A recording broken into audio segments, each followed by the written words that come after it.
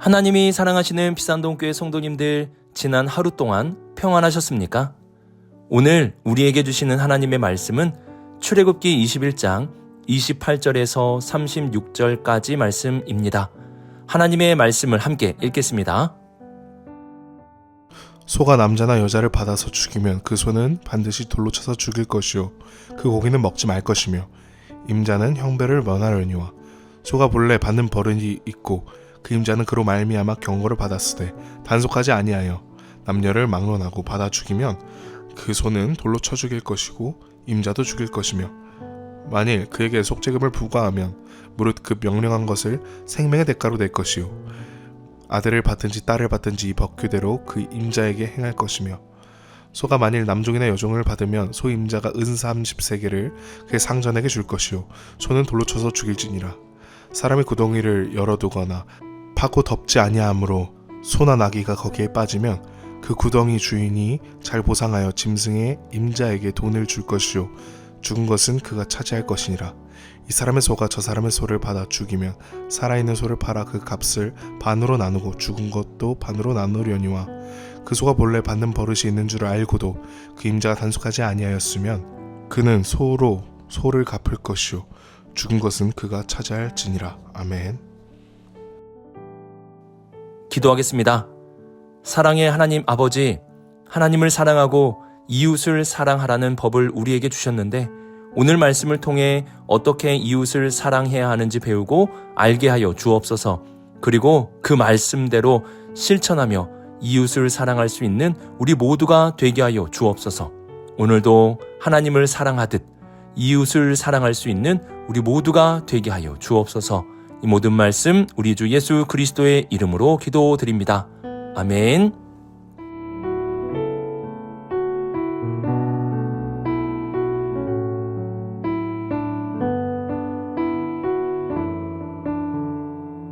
우리는 계속해서 성경에 기록된 법에 대해서 살펴보고 있습니다. 이 법은 수천 년 전에 기록된 법입니다. 즉 고대의 법인데요. 이러한 법을 오늘날에 그대로 적용시키며 살아간다면 아마도 이런저런 혼란이 일어나게 될 것입니다. 예를 들어 난폭한 소가 있었는데 그 소를 잘 관리하지 못해 소가 사람을 죽이는 일이 일어났다고 하면 성경은 그 소의 주인을 사형시키라고 말씀합니다. 이러한 법이 오늘 우리의 사회에 적용된다면 얼마나 큰 파장이 일어나겠습니까? 그 시대와 오늘의 시대에는 문화적 차이가 크게 나타나고 있습니다. 그래서 우리는 수천 년 전의 성경의 법을 그대로 적용하기 위해 말씀을 읽고 묵상하는 것이 아닙니다. 우리가 성경의 법을 살펴보는 이유는 이러한 법이 지향하는 최고의 목표를 살펴보기 위함입니다. 하나님이 법을 제정하실 때 어떠한 기준을 가지고 제정하셨는지 그 기준을 보는 것입니다. 시대와 문화에 따라서 법의 모양은 바뀔 수 있지만 하나님이 정하신 기준은 바뀌는 것이 아닙니다. 그러면 하나님이 정하신 법의 기준이 무엇입니까? 그것은 바로 하나님을 사랑하고 이웃을 사랑하는 것입니다. 이 두 가지가 모든 법의 기준입니다. 오늘 소와 관련된 말씀은 이웃 사랑이라는 기준에서 만들어진 법입니다. 과거와 같이 오늘날에도 소의 가치는 매우 높습니다. 그럼에도 불구하고 당시의 소의 가치와 오늘날의 소의 가치를 비교할 수는 없습니다. 왜냐하면 당시의 소의 가치는 재산 목록 1호와 같았기 때문입니다. 가장 소중한 재산이 바로 소였습니다. 불과 몇십 년 전만 해도 우리나라 농촌에서 소의 가치는 돈의 가치를 뛰어넘는 것이었습니다.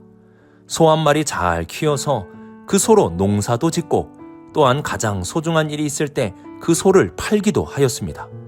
소는 집안의 일꾼이요 재산 목록 1호였습니다.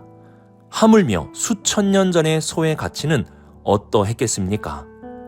고대 근동의 법전 중에 함무라비 법전을 보게 되면 소와 관련된 법들이 기록되어 있습니다. 하지만 성경에 기록된 법과 중요한 차이점이 있는데요. 함무라비 법전을 보면 소가 사람을 죽여도 소는 죽이지 않았습니다. 어떠한 경우에도 소는 죽이지 않았습니다. 왜 그러했겠습니까? 소는 일꾼이요 그 집의 재산 목록 1호였기 때문입니다. 그런데 성경의 법을 보시면 소가 갑자기 사람을 들이받아 사람이 죽게 된다면 그 소를 반드시 죽이라고 말씀합니다.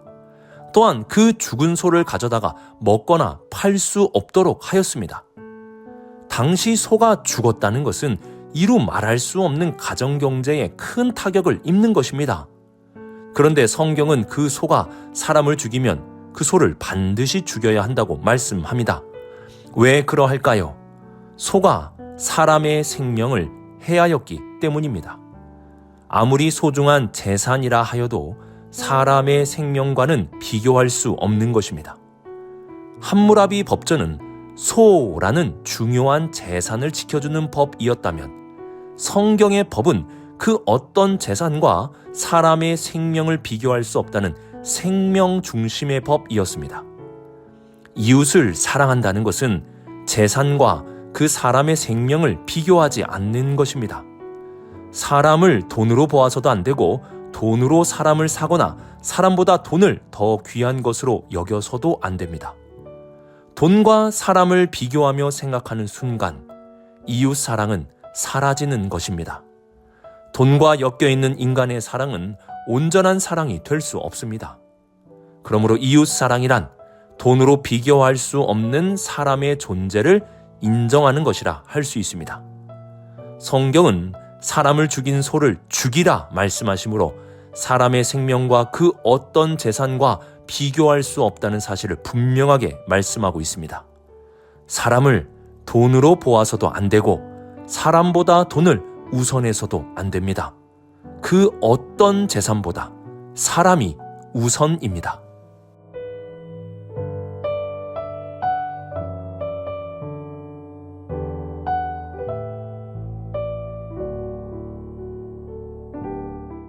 (29절부터) (31절까지) 말씀은 소가 본래 받는 버릇이 있고 그 임자는 그로 말미암아 경고를 받았을 때 단속하지 아니하여 그 소가 사람을 죽이게 되었을 때에 관련된 법입니다. 즉 관리 부주의로 소가 사람을 죽였을 때에 관련된 것인데요. 이때는 법 자체의 강도가 달라집니다. 당시 고대의 법을 보면 이러한 상황에서도 소는 죽여서는 안 되었습니다. 소는 그대로 두고 관리 부주의로 사람을 죽였기에 돈으로 보상을 하라고 제정되었습니다. 하지만 성경의 법은 어떠합니까? 소도 죽고 그 주인도 사형에 처하라고 말씀합니다. 단 30절 말씀에서는 생명의 대가로 속죄금을 부과하면 생명은 살려줄 수 있다고 말합니다. 그 사람의 생명의 값을 지불해야만 살 수 있게 되는 것입니다. 또한 31절을 보시면 부주의함으로 어린 아이들이 죽게 되었을 경우에도 동일하게 강력한 법으로 시행하라고 말씀합니다.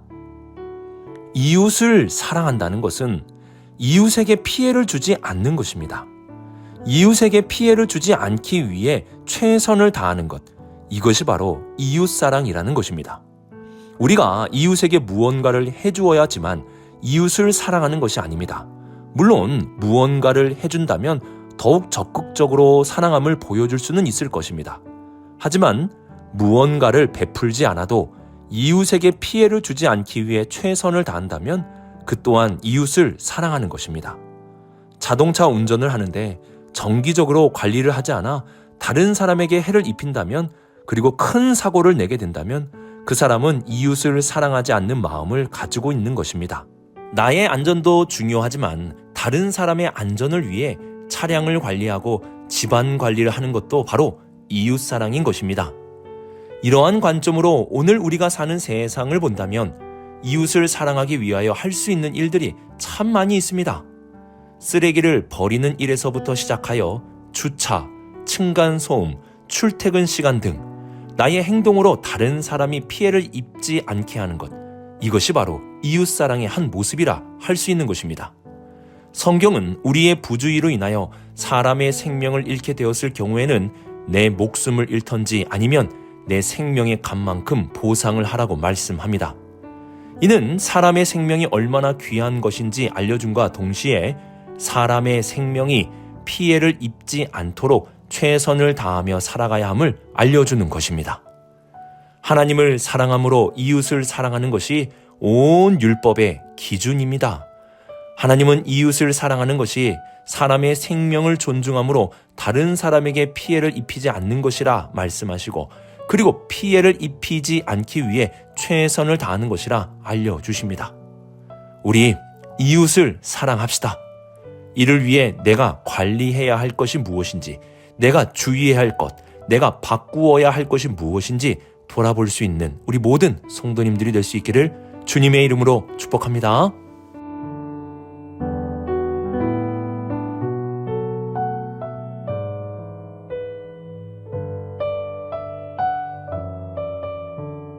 (32절을) 보시면 소가 남종이나 여종을 받아 죽이게 되었을 경우에 대해 말씀하고 있습니다.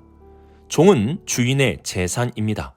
그래서 재산 목록 1호인 소가 다른 사람의 재산인 노예를 죽였을 때는 그 노예의 값을 쳐서 물어주면 그만이었습니다. 소는 죽이지 않았습니다. 그런데 성경을 보면 그 사람이 노예일지라도 소는 돌로 쳐서 죽이라고 말씀합니다. 노예임에도 그 생명은 사람의 생명이기에 소의 가치가 아무리 높아도 그 소는 죽어야 하는 것입니다. 그리고 33절부터 보시면 사람의 생명과 상관없는 일로 인하여 생긴 소와 관련된 문제들을 다루고 있습니다. 어떤 사람이 구덩이를 열어두어 그곳에 소가 빠지게 되면 잘 보상하여 돈으로 갚으라고 말합니다. 그리고 구덩이에 빠져 죽은 소는 구덩이를 열어놓은 사람이 가지게 하라고 말합니다. 또한 35절을 보시면 소가 소를 죽이면 살아있는 소를 팔아 그 값을 반으로 나누고 죽은 것도 반으로 나누라고 말씀합니다. 하지만 36절을 보시면 소가 받는 버릇이 있는 줄 알고도 단속하지 않으면 죽은 소는 자신이 갖고 피해를 입은 이웃에게는 살아있는 소를 사서 주어야 했습니다. 사람의 생명이 아닌 재산상의 피해를 입었다면 서로 간에 피해가 최소한이 되도록 힘쓰라고 말씀하는 것입니다. 피해를 입은 사람도 그 피해에 대해 보상을 받고 피해를 준 사람에게도 일정 부분을 보상함으로 재산상의 피해가 최소한이 되도록 해야 한다는 것입니다. 자동차 운전을 하다가 사고를 나면 그 사고를 통해 한몫 크게 받으려는 사람들이 가끔 있습니다. 다른 사람의 잘못이 분명할 때는 아프지도 않으면서 그냥 병원에 누워버리기도 합니다. 최대한의 보상을 받겠다는 것이죠. 이러한 마음은 나에게 잘못한 사람에게 피해를 최대한으로 입히고 피해를 받은 나는 보상을 최대한으로 받겠다는 마음입니다. 성경은 이러한 행동을 하지 말라고 말씀합니다. 피해를 준 사람이든 받은 사람이든 서로 간의 피해가 최소한이 되도록 해야 한다는 것입니다. 이웃을 사랑한다는 것은 피해를 입히지 않게 하는 것입니다. 이것이 중요합니다. 하지만 피치 못할 일들로 인하여 피해를 주고 입게 되었다면 상호 간의 피해가 최소한이 되도록 노력해야 하는 것입니다. 왜냐하면 소를 잃어 피해를 입은 사람도 우리의 이웃이고 소를 관리하지 못함으로 피해를 준 사람도 우리의 이웃이기 때문입니다.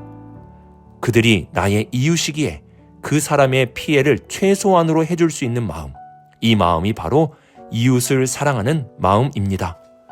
오늘 말씀을 묵상하며 이웃을 사랑하는 것이 무엇인지 기억할 수 있기를 바랍니다. 이웃을 사랑한다는 것은 물질과 그 사람의 생명을 비교하지 않는 것입니다. 아무리 가치가 있는 재산이라 하여도 그 사람의 생명과 견주지 않는 것입니다. 사람의 생명을 가장 존중해 줄 때 이웃 사랑의 시작이 되는 것입니다. 그리고 이웃에게 피해를 주지 않기 위해 최선을 다하는 행동도 이웃을 사랑하는 것이고 상호 간에 피해를 최소한이 되게 해주는 것도 이웃 사랑입니다. 하나님은 우리가 이웃을 사랑하며 살기를 원하십니다. 이웃의 생명을 귀하게 여기고 이웃에게 피해를 주지 않기 위해 최선을 다하며 이웃의 잘못을 통해 한몫 챙기는 것이 아니라 피해를 최대한 입지 않게 도와주는 것, 이러한 이웃 사랑을 하기를 원하십니다. 이러한 주님의 명령에 따라 오늘도 우리의 이웃을 사랑하며 살아갈 수 있는 우리 모든 성도님들이 되시길 주님의 이름으로 축복합니다. 기도하겠습니다. 사랑의 하나님 아버지, 오늘 주님의 말씀에 따라 우리가 이웃을 사랑하며 살게 하여 주옵소서. 하나님을 사랑하며 이웃을 사랑하는 것이 온 율법의 강령이기에 그 말씀에 따라 물질과 이웃의 생명을 견주지 않고 이웃에게 피해를 주지 않기 위해 최선을 다하며 이웃의 피해로 돈을 벌려는 수단을 삼지 않는 마음을 우리에게 더하여 주옵소서. 이 모든 말씀 우리 주 예수 그리스도의 이름으로 기도드립니다. 아멘.